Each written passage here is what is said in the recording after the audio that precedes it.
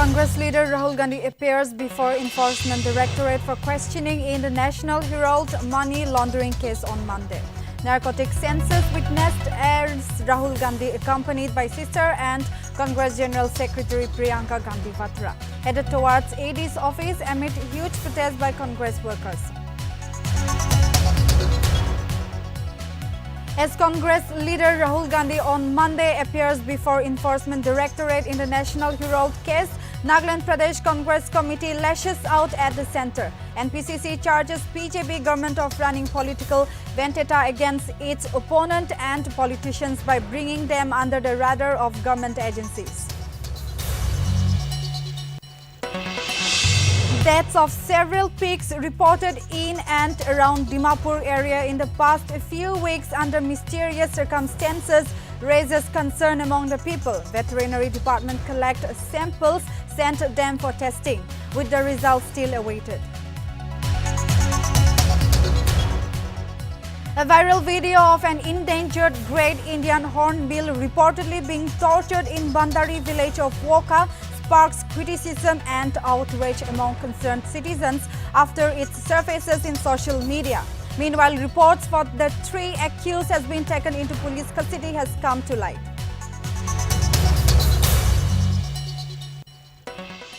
Manipur government demolishes 69 illegal houses constructed within Waito Protected Reserve Forest in Tobal district of Manipur. Over 180 illegal encroachers were found settling within the area, while out of 71 illegal patatars who were served a show cause notice, 69 structures were evicted.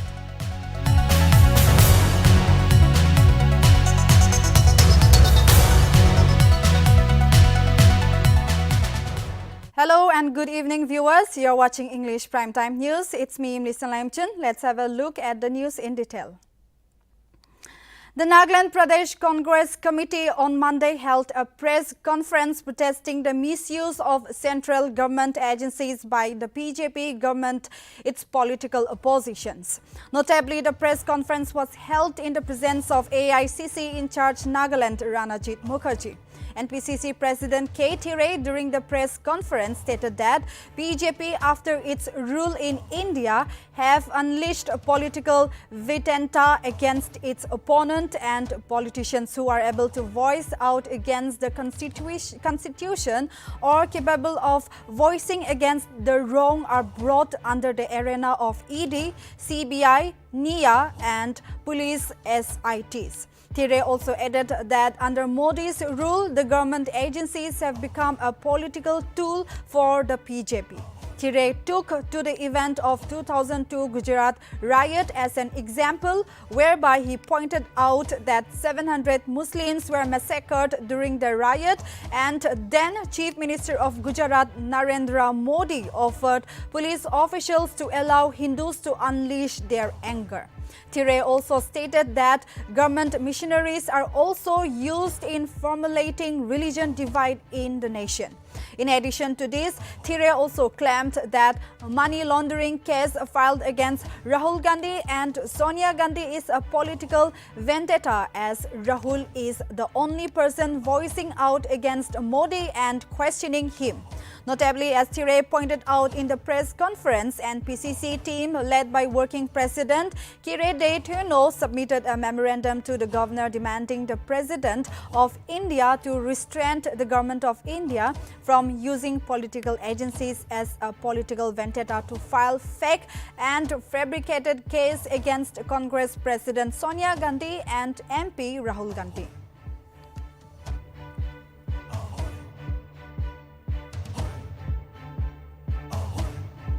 All the politicians in the nation capable of voicing against the wrong, capable of standing for the Constitution, capable of voicing for the people who cannot voice, are all brought under the arena of ED, or otherwise CBI, or otherwise NIA, and also police SITs, all the government missionaries, unlike the past 70 years, 60 years of Congress rule, in this 7-8 years of Modi's rule, the government agencies have become the political tools, which has never happened in the history of Congress. You all know what has happened in 2002 in Gotra. Over 700 Muslims were said to be massacred. Over 250 Hindus also died.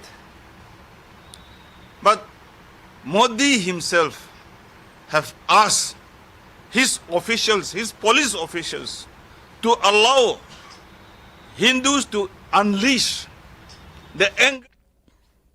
Meanwhile, a video of an endangered great Indian hornbill being tortured has been doing the rounds in social media. As per sources, the video is reported to be from Bandari village under Woka. The video has sparked criticism and outrage as it has been circulating on social media platforms. Wildlife Warden Dimapur, Toka Ho Kinimi, stated that an investigation has been set up and he assured that action would be initiated on the culprits involved behind this crime. He stated that the culprit will be booked under relevant sections of Wildlife Protection Act, adding that the Great Indian Hornbill comes with heavy penalties as the bird falls under the Wildlife Protection Act Schedule 1 species.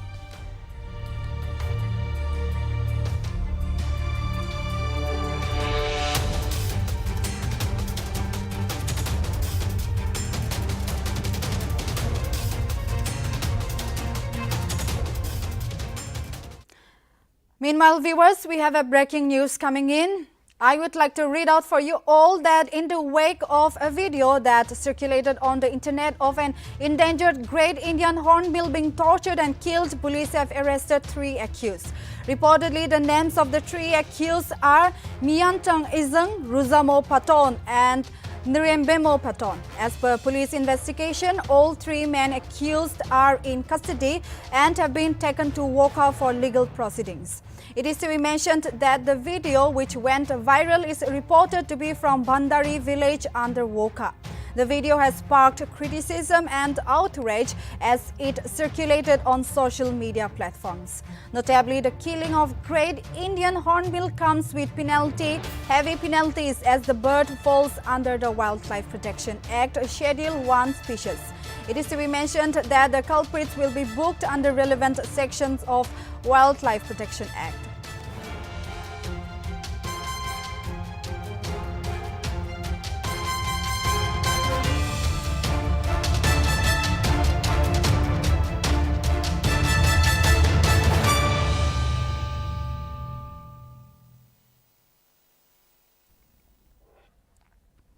An unknown disease has caused deaths of several pigs in Dimapur in the past few weeks. As per sources, a pig farmer in Dimapur lost pigs last week as the pigs died of unknown diseases. He stated that the samples of pigs have been taken by the veterinary department and the result of the test is yet to be declared. It is also worth mentioning that Joint Director of African Swine Fever, Core Committee Convener Dr. Kikrekole Linyu informed that the samples of the pigs have been taken and sent for testing and the results is still awaited.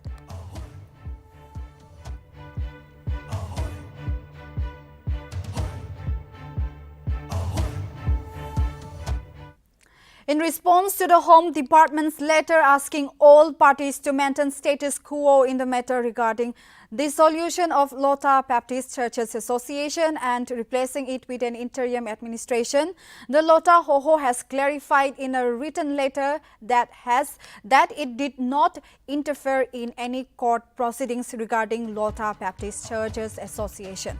The Lota Hoho Chairman Engineer Mondamo Ovung and General Secretary S. Abentang Muli maintained that the case at Kohima Bench of Guwahati High Court was filed by legal sale of Woka Town Baptist Church for possession of sector church buildings and immovable assets.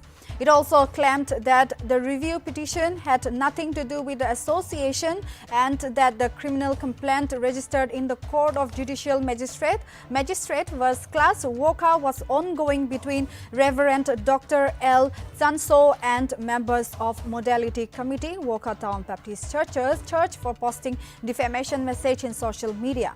The Lota Hoho also clarified that the case had nothing to do with the Hoho or LBCA.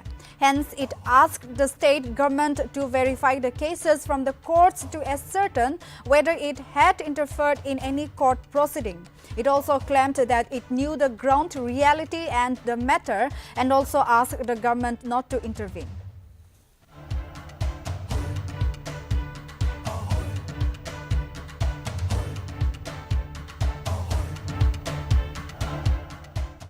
In what came as a development in Nagaland is that the Governor of Nagaland, Professor Jagdish Mukhi, on Monday announced partial modification in Nagaland Department of Personnel and Administrative Reforms in the interest of public service.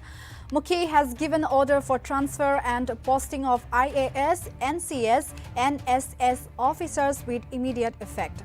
Secretary to Governor T. Mabemo Yantan will be holding additional charge of Secretary, New and Renewable Energy. Meanwhile, Maria Yantan has been relieved of charge of New and Renewable Energy as Secretary. Furthermore, Secretary Finance Angelina Tadjen has been transferred and posted as Secretary Planning and Coordination and Evaluation. Additional Secretary of Higher and Technical Education, Shayung Pom, has been transferred as and posted as Additional Secretary Home. Transport and Transport Officer Additional Secretary Samson Shekose has been transferred and posted as Additional Secretary Women Resources. Joint Secretary of Public Health Engineering Department Sarah Chamir has been transferred and posted as Deputy Commissioner of Newland. Meanwhile, Newland's DC Nukchar Sashi has been retained as Joint Director, Joint Secretary, School Education and Deputy Resident Commissioner of Nagaland House, New Delhi. Winhee Konyak on promotion has been retained as Joint Resident Commissioner of New Delhi.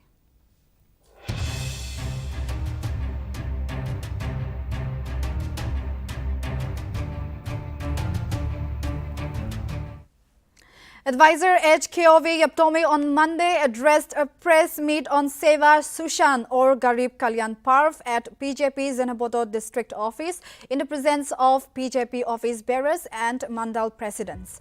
Notably, during the meeting, the advisor highlighted the press on various activities, schemes and initiatives undertaken by the PJP government across the country during the past 8 years under the leadership of Prime Minister Narendra Modi.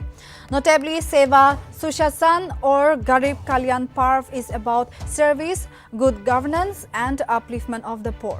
It is a 15 days long program starting from 1st June to 15th of June 2022. Furthermore, it is to be mentioned that the Department of Health and Family Welfare, Government of Nagaland, under the initiative of Minister S. Pangnu Pom, is conducting free medical camp in all the districts of Nagaland as part of the Seva. It may also be mentioned that the health camp will provide free checkup, free medicine distribution and free medical intervention as a means of reach out to the poor and needy on the occasion of Seva Susarsan or Garib Kalyan Parv. Meanwhile, the 15 days long celebration of Prime Minister Modi's 8 years successful government will wind up with a tribal mela in Koima, which will be organized by Saint Morcha, Nagaland, on the 15th of June 2022, whereby cultural display, indigenous games and cultural exhibition will be held in the closing ceremony. Very much aware of the people that are trying to uplift the poor, especially those living in the rural areas and even the urban people. They are staying in the cities, but many helpless people are there. So it is good that if we can initiate and collect all this data from the office, I think that will be very helpful for our people. Better time with the officers, especially with the district agriculture officer engineer, dispatch, ED, welfare department, and also the people who are dealing with this gas. Free surgery camp for cleft lip and palate is set to be held from June 26 to 29 at Oking Hospital and Research Clinic, Kohima. Notably, Smile Train Shija Cleft Project, Mission Nagaland and Oking Hospital in a joint initiative aims to reach out to cleft lip and palate patients of Nagaland and to give them a new lease of life by rendering free corrective surgery, free medicine, accommodation and travelling allowance up to a permissible limit, upon which patients have been directed to register at Oking Hospital 1 or 2 days ahead of the camp for necessary examination.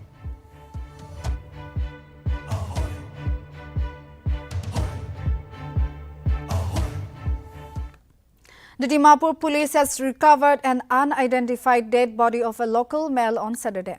Reportedly, the dead body has been found lying between Dharmanagar to Rangapahar railway station and is approximately 20 years of age.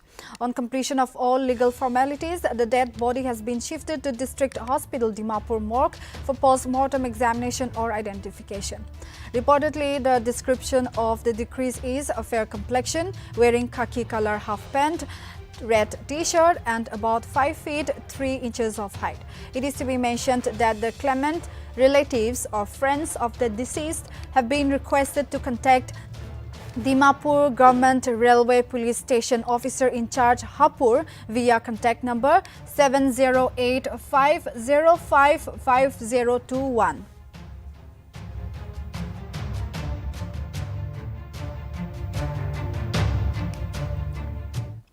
A training for basic firefighting is scheduled to be conducted on 20th and 21st June 2022 with 2 sessions each day in Tumukirima. Notably, the Deputy Commissioner of Tumukirima, Abhinav Shivam, informed that on 20th June 2022, the first session will start from 9 a.m. to 12 p.m., which is for all state and central government departments, including government hospitals and banks, while the second session will commence from 1 to 4 p.m., which is for all the schools and colleges, universities, institutions, private hospitals, and nursing homes. Meanwhile, the Deputy Commissioner further informed that on 21st June, the first session will take place from 9 a.m. and will end on 12 p.m., which is for the shopping mall or markets, hostels, churches, any high-rise buildings that is 15 meters, including private and residential buildings, etc. And the second session will commence from 1 to 4 p.m., which is for the forward colony, villages, and other stakeholders. It is to be mentioned that all departments, both state and central, educational institutions, private hospitals and nursing homes, civil societies, organizations, shopping malls, markets, hostels, churches and high-rise buildings above 15 meters, including private and residential building wards, colonies, villages and other stakeholders have been requested to send 2 representatives each to attend the training program.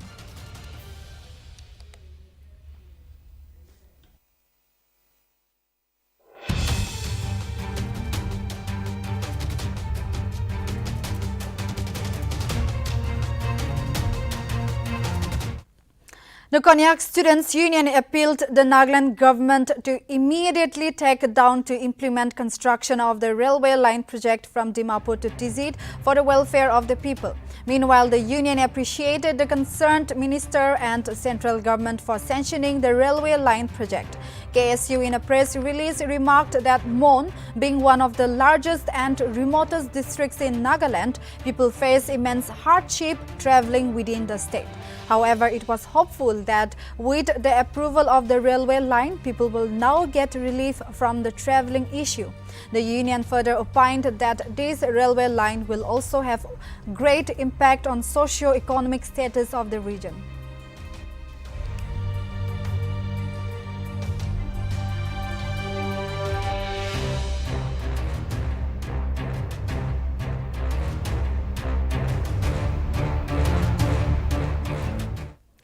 Nagaland Pradesh Congress Committee on Sunday released a press release on Congress President Sonia Gandhi's upcoming presidential election statement. Congress President Sonia Gandhi reached out and deliberated the issue of the upcoming presidential election with NCP President Sharad Pawar, TMC Chairperson Mamata Banerjee and other opposition leaders.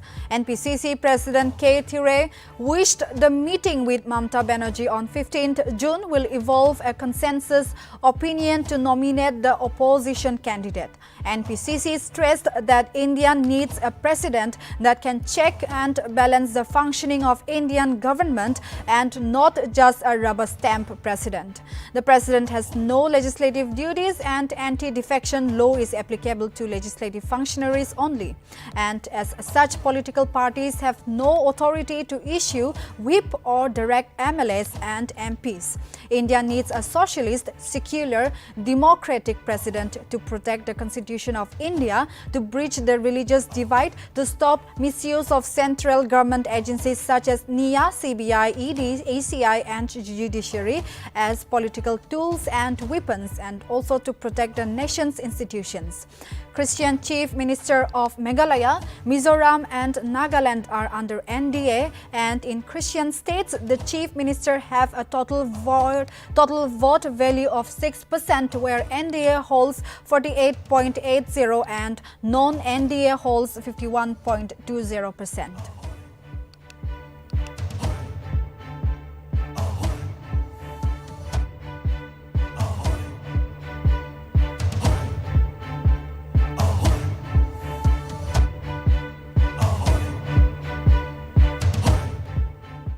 The Chakra Kuda Youth Organization on Sunday, through a release, urged the state government to set up inner line permit office counters meant by district administrative staff and police personnel at all interstate check gates or at any strategic locations for instant issuance, renewal, checking of inner line permits.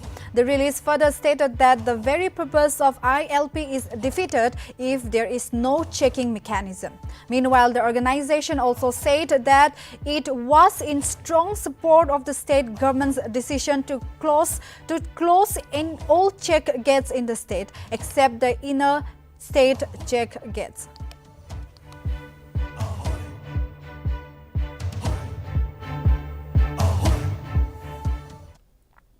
Lok Janshakti Party on Saturday appointed S. Mutishishiye Kamo as the State Secretary Public Relation. Notably, Kamo will be attached to State President of LJP. Meanwhile, State President S. Richard Hansoy, through a press release, stated that he is confident about him and that under Kamo's leadership and guidance, the party will glow for the welfare of the people of Nagaland.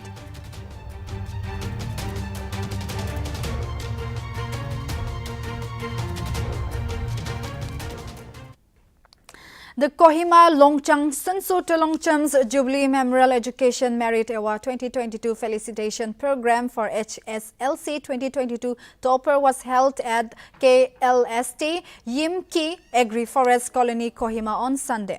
During the program, a token of appreciation and cash awards were given out to 11 successful students.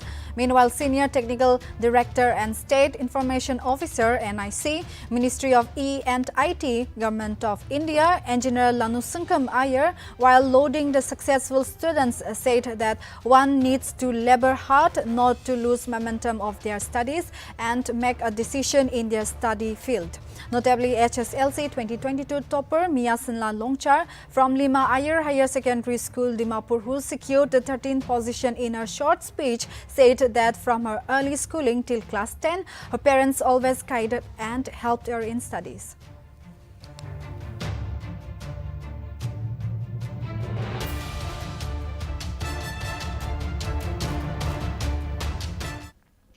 The Assam Police on Monday has apprehended 2 youths from Assam's Sadia Police District for trying to join the Naga outfit group NSCN-IM. Sadia Police District Superintendent of Police Pushkin Jain said that on getting an intelligence input about two youths from Sadia who were going to join NSC and IM, they conducted an operation and nabbed the two youths on Sunday. It is to be mentioned that the youths has admitted that they were planning to join the outfit. The police official maintained that the youths can be easily influenced through social media and that they are monitoring all activities. SP Pushkin Jain added that the two apprehended will be counseled by police and handed over to their family members.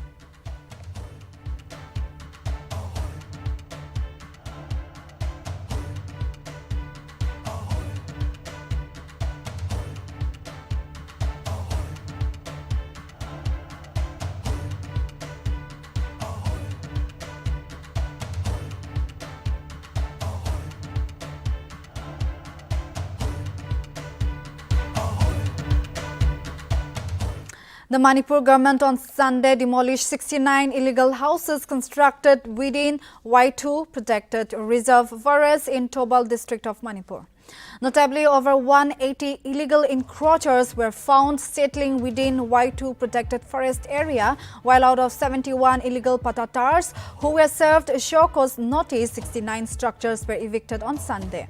It is to be mentioned that the eviction drive came 3 days after Manipur Chief Minister N. Biren Singh convened a joint meeting with officials of the forest and revenue departments. During the meeting, Singh had rebuked the officials over instances of overlapping jurisdiction of land between forest departments and allotting land to encroachers illegally.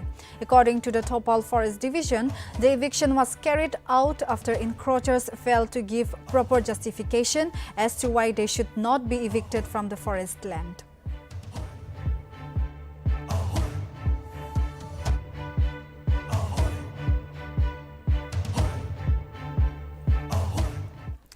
A mild earthquake jolted Meghalaya in the early hours of Monday at around 6:32 a.m. According to National Center for Seismology, the magnitude of the earthquake was clocked at 4.0 on the Richter scale.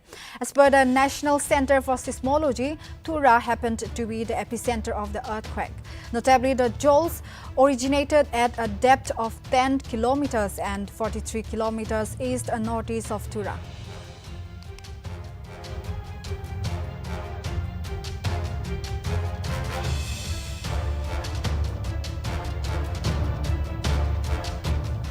In a huge step towards making its mark in the northeast region, the Bharatiya Janata Party on Sunday won all the 26 seats in the Karbi Anglong Autonomous Council in Assam, while the opposition Congress as well as the independent candidates failed to back even a single seat in the council elections. It is to be mentioned that with this, the BJP has returned to power in the Autonomous Council as the party had won the last elections too back in 2017.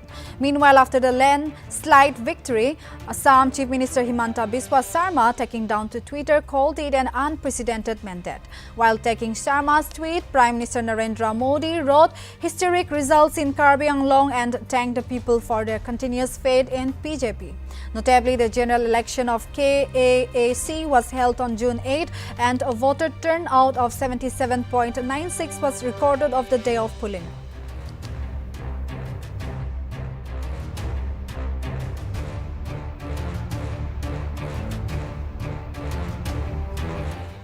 Prime Minister Narendra Modi on Sunday lauded BJP after the party recorded a landslide victory in the Karbi Anglong Autonomous Council in Assam. Notably, the party won all 26 seats, to which Modi termed the results historic and thanked the people for their faith in the party. Meanwhile, Assam Chief Minister Himanta Biswa Sarma stated that this victory is a true affirmation of public trust in Modi's vision of Sabka Saath, Sabka Vishwas.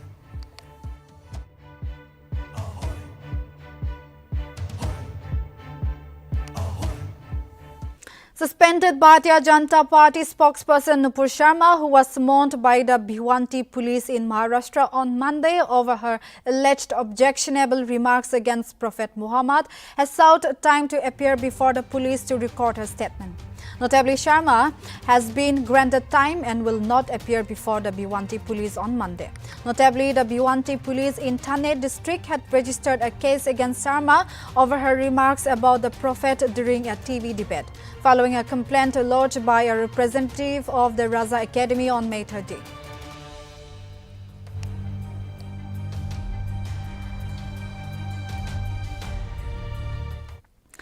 The Enforcement Directorate on Monday evening started the second round of questioning of Congress leader Rahul Gandhi in the alleged money laundering case linked to the National Herald.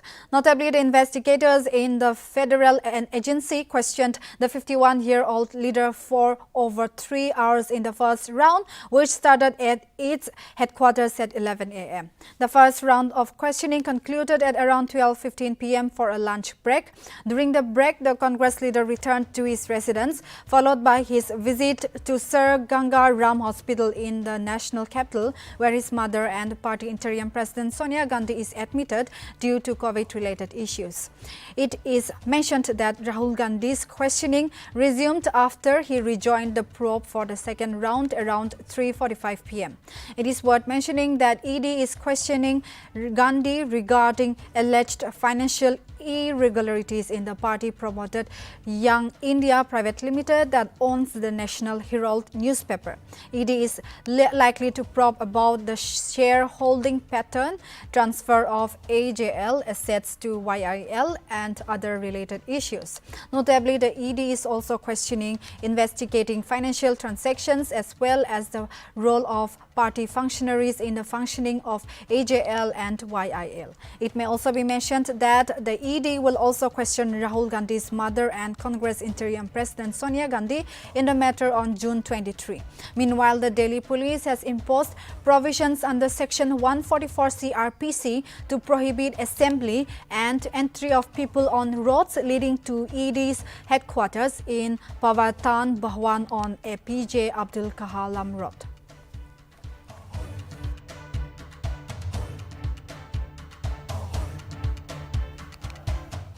The Indian government on Monday issued an advisory to the media asking it to refrain from advertising online betting platforms. Notably, the advisory has been issued in light of instances of advertisement of online betting websites and platforms in the media following a meeting between the Ministry of Ministries and Consumer Affairs and Electronics and IT along with Advertising Standards Council of India, News Broadcasters Association, Indian Broadcasting Foundation, All India Gaming Federation, Federation of Indian Fantasy Sports and Online Rummy Federation. The INB ministry stated that gambling and betting is illegal in most parts of the country and it poses significant financial and socio-economic risk for the consumers. The ministry further advised the online and social media, including the online advertisement intermediaries and publishers, to not display such advertisements in India or target such advertisements towards the Indian audience. Earlier on December 4, 2022, the Ministry of Information and Broadcasting had issued an advisory to private satellite TV channels to adhere to the Advertising Standards Council of India guidelines on advertisements of online gaming, which contained specific do's and don'ts for print and audio-visual advertisements of online gaming.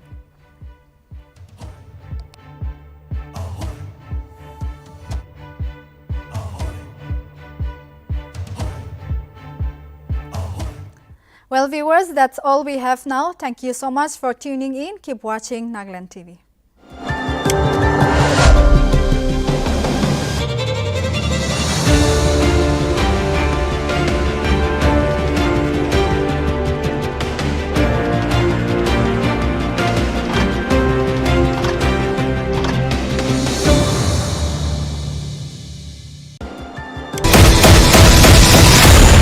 New YY Dynamite Instant Noodles.